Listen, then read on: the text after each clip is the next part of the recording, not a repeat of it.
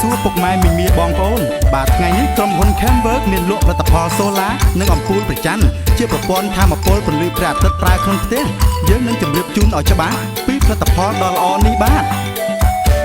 អញ្ជើញចូលមកអរណាពុកម៉ែមីមី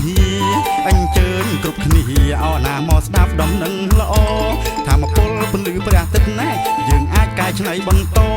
មានកញ្ចក់សហើយផ្ទាំងកញ្ចក់សូឡាអស្ចារ្យស្រូបថាមពលបានចំណាំមានសញ្ញាពណ៌លឿង Camwork សូឡាចង់ចាំឲ្យច្បាស់ចំណាំមានសញ្ញាពណ៌លឿង Camwork សូឡាចង់ចាំឲ្យច្បាស់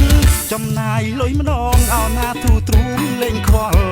ពេលយប់មកដល់អោណាភ្លឺពេញក្នុងផ្ទះមិនដូចជាប្រើអាគុយណែត្រូវសាករាល់ថ្ងៃយ៉ាប់ណាស់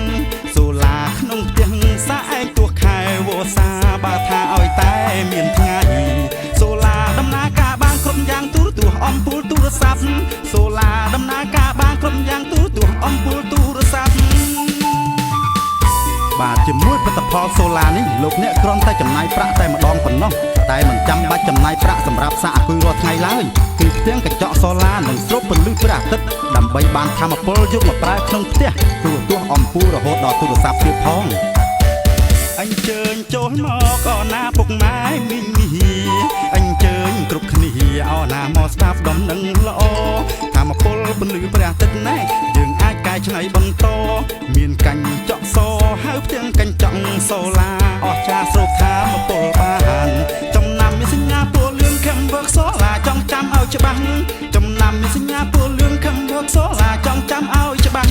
ចំណាយលុយម្ដងអោណាទូទ្រូងលេងខ្វល់ពេលយប់មកដល់អោណាភ្លឺពេញក្នុងផ្ទះមិនដូចជាប្រើអាគុយណែត្រូវសាករាល់ថ្ងៃយ៉ាប់ណាស់សូឡាក្នុងផ្ទះសាឯងទោះខែវស្សាបើថាឲ្យតែមានថ្ងៃសូឡាដំណើរការបានគ្រប់យ៉ាងទូរទស្សន៍អំពូលទូរស័ព្ទសូឡាដំណើរការបានគ្រប់យ៉ាងទូរទស្សន៍អំពូលទូរស័ព្ទបាទផ្ទាំងកញ្ចក់នេះអាចប្រើបានយូរឆ្នាំណាស់ហើយបើជាពីក្រុមហ៊ុន Camwork នឹងមានបុគ្គលិកដំឡើងដល់ផ្ទះជាពិសេសមានបង្ហាញរបៀបថែរក្សានិងសម្អាតទៀតផងពិតជាពិសេសណាស់បងប្អូន